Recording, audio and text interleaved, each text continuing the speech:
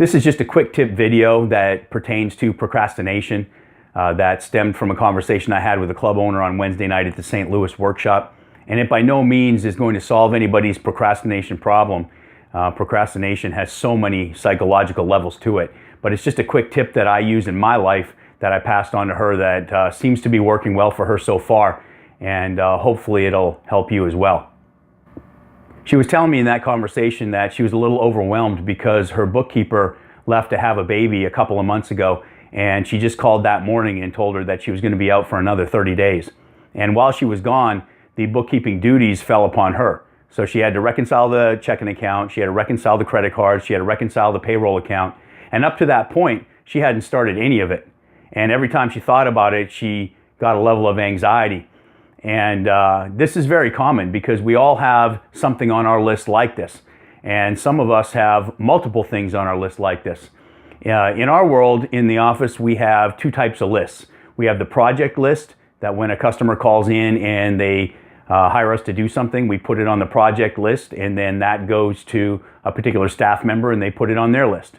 But there's a whole bunch of stuff on our list as well that don't make us any money, that just seem to sit there on that list and wear at you because you know they're there and they know you need to do it. And there are times where you're probably doing something that you shouldn't, that you could be working on one of those things, but for some reason they don't get done, and then you have a level of guilt. At least I do, and she did as well.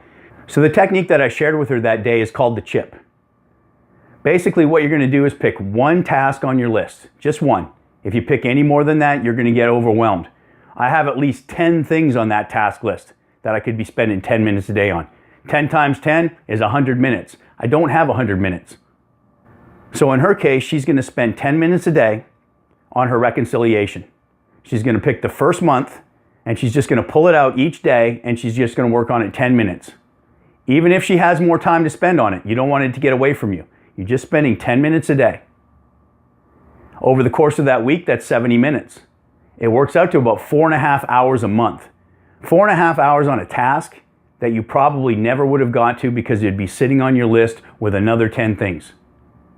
But when you narrow it down to just one thing and you only spend 10 minutes a day on that one thing, it doesn't seem as overwhelming. And gradually you'll get to a point where that particular task you don't procrastinate on anymore because you realize how easy it is and how fast you can get it done. So I've already followed up with her since we got home from the workshop. She did 10 minutes Monday morning, and she did 10 minutes this morning, and she finished a whole month already. The whole first month only took her 20 minutes, and she'd been procrastinating on this for over 2 months. So sometimes you find that out too, that maybe the thing that you're procrastinating on is not that big a deal. So obviously she's very happy, and so far the chip has worked for her. You just got to stick with it and stay at it. When you finish that one task, then move on to the next task. Now that doesn't mean that you're not going to work on the other things on your list. You're just going to focus on this one task for 10 minutes a day. In our regular world, we look at that list every day, and at one point we get a free moment and we're exasperated and we just tackle something. You're still going to do that. You're still going to look at the rest of the list, you're still going to get exasperated, and you're still going to tackle something. But you're going to get a lot more done because you're spending 10 minutes a day or 4.5 hours a month working on that list that you probably wouldn't think about because it's such an overwhelming task. And who thinks, well, what can I get done in 10 minutes a day? Well, if you add that 10 minutes up, you can get a lot done.